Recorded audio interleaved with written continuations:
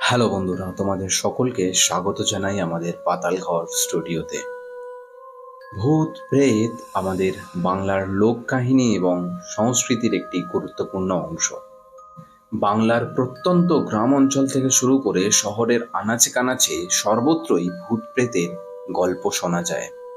কিন্তু প্রশ্ন হলো, ভূত প্রেত কারা এবং তারা কেন ধরা দেয়?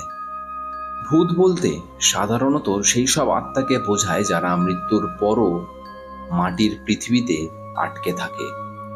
প্রেত হলো সেই আত্মা যারা অসম্পূর্ণ কামনা বা অসমাপ্ত কাজের জন্য পৃথিবীতে ভ্রমণ করে। সাধারণত যেসব প্রেত আত্মারা মৃত্যুর পরেও শান্তি পায় না বা তাদের কোনো আকাঙ্ক্ষা পূর্ণ হয়নি, তারা ভূত বা প্রেত রূপে আমাদের মাঝে ঘুরে বেড়ায়। কারা ভূত প্রেত হয়?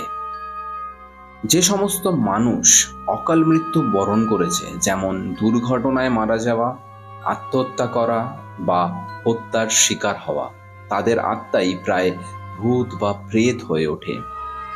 অনেক সময় মানুষের জীবনে কিছু ইচ্ছা বা কামনা অসম্পূর্ণ থেকে যায়। এই অসম্পূর্ণ ইচ্ছার কারণে তাদের আত্মার মৃত্যুর পরেও শান্তি পায় না। তারা ভূত বা প্রেত রূপে ফিরে আসে পৃথিবীতে। যারা জীবনে অপমানিত বা অন্যায়ের শিকার হয়েছে, তারা প্রায় মৃত্যুর পরেও প্রতিশোধ নেওয়ার জন্য, তাদের নিজেদের সম্মান পুনরুদ্ধার করার জন্য ভূত বা প্রেত রূপে ফিরে আসে।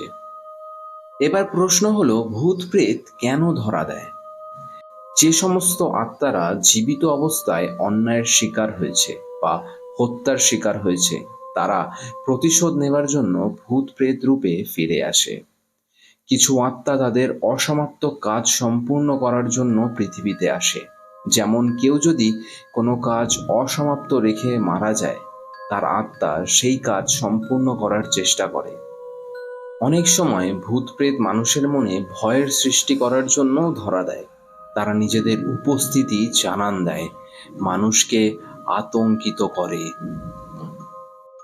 আবার অনেক সময় আত্মারা তাদের প্রিয়জনের সাথে যোগাযোগ করার জন্য ফিরে আসে। তারা নিজেদের উপস্থিতি জানান দেয় এবং প্রিয়জনকে বার্তা দিয়ে যায়। এবার বলা যাক, ভূত প্রেত ধরা দেওয়ার সঠিক স্থান ও সঠিক সময়টা কি। শ্মশান বা কবরস্থান হলো ভূত প্রেতদের সাধারণত আশ্রয়স্থল। এখানে রাতের বেলায় বা গভীর রাতে প্রায় ভূত প্রেত দেখা যায়।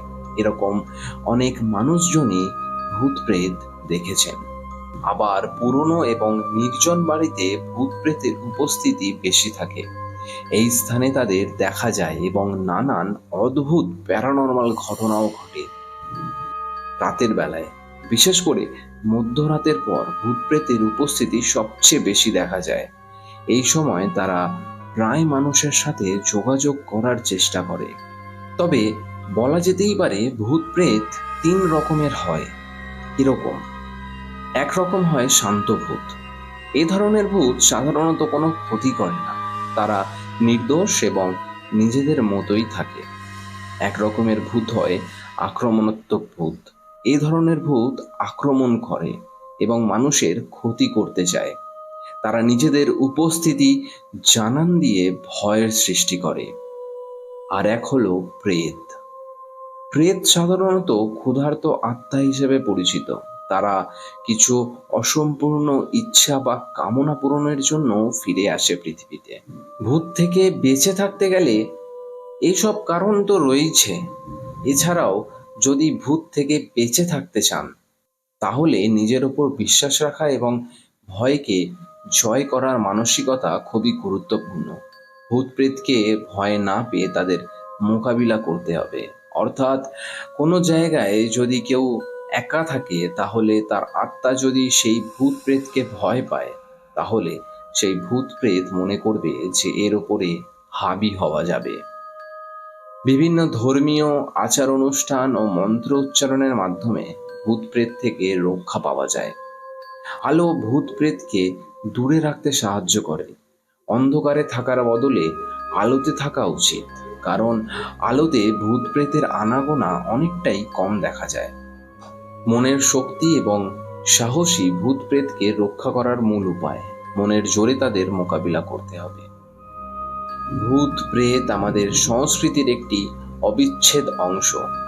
এরা কেবলমাত্রই মানুষের বিশ্বাস এবং ভয়ের উপর ভিত্তি করেই গড়ে ওঠে। ভূত প্রেতকে বিশ্বাস করা বা না করা সম্পূর্ণ ব্যক্তিগত বিষয়, তবে মনের শক্তি এবং সাহসী এদের থেকে রক্ষা পাওয়ার প্রধান উপায়। ভূত প্রেতের উপস্থিতি আমাদের জীবনের রহস্যময় দিককে তুলে ধরে। এই ঘটনাগুলোই আমাদের কৌতূহল এবং মানসিকতাকে ভয়ের জগতে নিয়ে যায়। তো বন্ধুরা, তোমরা কি মনে করো ভূত প্রেত তোমরা কোনোদিন দেখেছো? বিশ্বাস করো ভূত প্রেতকে?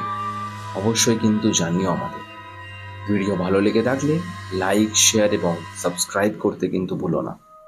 আজকের মতো এই পর্যন্তই।